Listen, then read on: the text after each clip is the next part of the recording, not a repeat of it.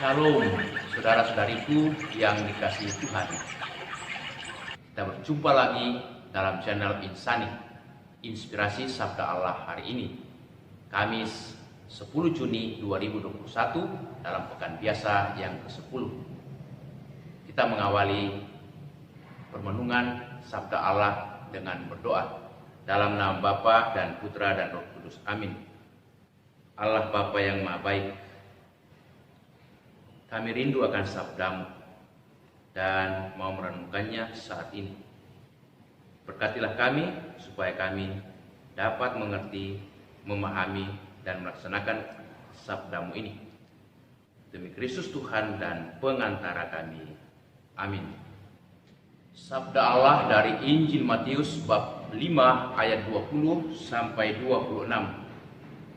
Dalam khotbah di bukit, Yesus berkata, "Jikalau hidup keagamaanmu tidak lebih benar daripada hidup keagamaan ahli-ahli Taurat dan orang-orang Farisi, sesungguhnya kamu tidak akan masuk ke dalam kerajaan surga. Kamu telah mendengar yang difirmankan kepada nenek moyang kita, jangan membunuh. Siapa yang membunuh harus dihukum. Tetapi aku berkata kepadamu, setiap orang yang marah terhadap saudaranya harus dihukum. Siapa yang berkata kepada saudaranya kafir harus dihadapkan ke mahkamah agama, dan siapa yang berkata jahil harus diserahkan ke dalam neraka yang bernyala-nyala.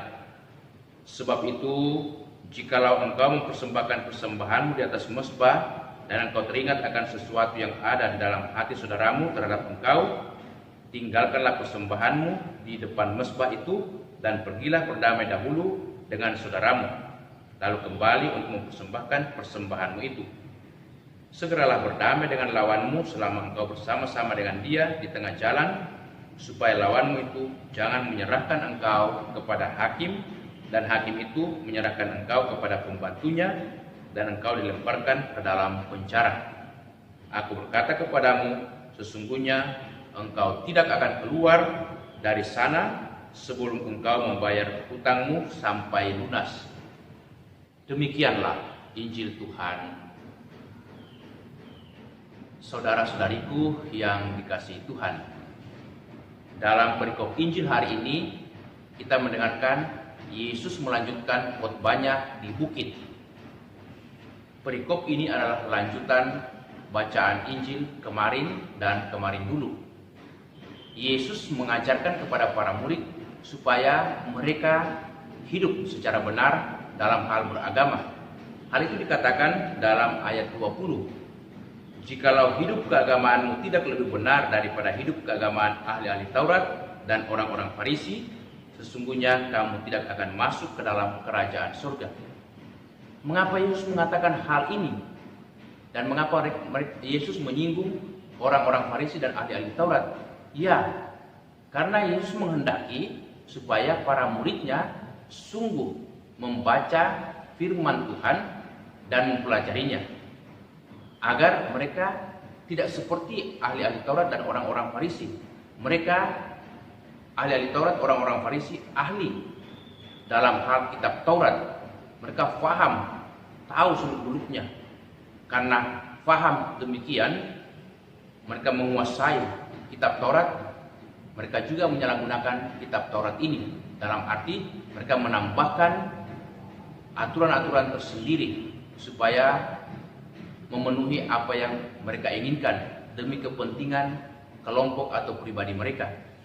Lebih daripada itu, mereka menekan orang lain supaya melaksanakan aturan-aturan itu, tetapi mereka sendiri tidak mau menyentuhnya atau tidak mau melaksanakannya. Inilah yang dikecam, dikritik oleh Yesus, supaya para murid jangan melakukan hal yang sama. Hal itu sangat jelas dikatakan dalam Matius 23 ayat 2, 3, dan 4, di mana Yesus mengecam orang-orang Farisi dan ahli-ahli Taurat. Ahli-ahli Taurat dan orang-orang Farisi telah menduduki kursi Musa. Sebab itu turutilah dan lakukanlah segala sesuatu yang mereka ajarkan kepadamu, tetapi janganlah kamu turuti perbuatan-perbuatan mereka, karena mereka hanya mengajarkannya tetapi tidak mau melaksanakannya. Mereka mengikat beban-beban berat lalu meletakkannya di atas bahu orang, tetapi mereka sendiri tidak mau menyentuhnya.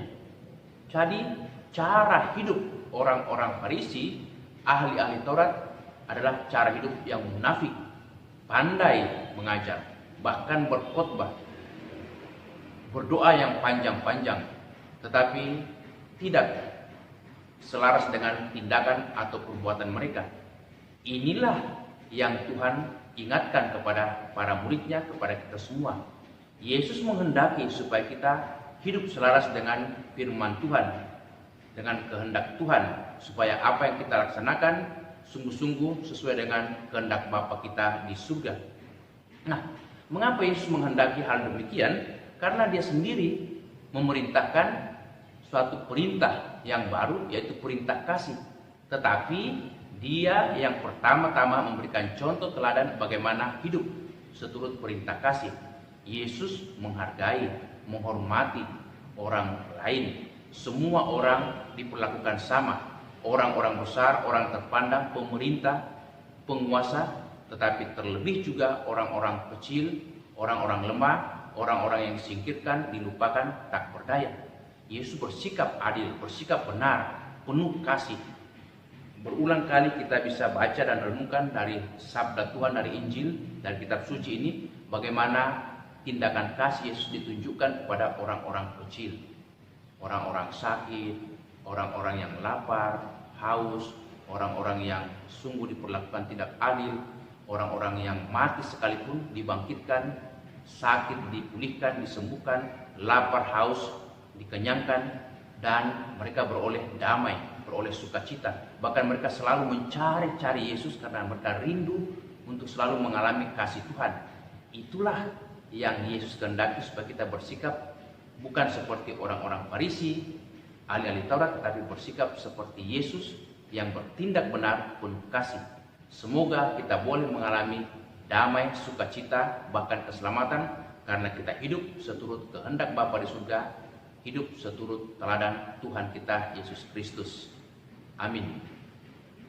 Bapa yang Maha Baik, kita yang bersyukur atas sabdamu hari ini dan atas teladan cinta kasih yang Tuhan Yesus tunjukkan kepada kami. Semoga kami boleh setia kepadamu dan mencontoh teladan kasih daripada Yesus Putramu. Demi Kristus Tuhan dan pengantara kami. Amin. Tuhan bersamamu. Semoga saudaraku sekalian senantiasa dijaga, dilindungi, diberkati Allah yang Maha Kuasa, Bapa, Putra, dan Roh Kudus. Amin. Terima kasih saudara-saudariku yang telah mendengarkan sabda Allah. Semoga saudara-saudari bersama dengan segenap keluarga senantiasa diberkati Tuhan dalam setiap aktivitas dan pelayanannya. Amin.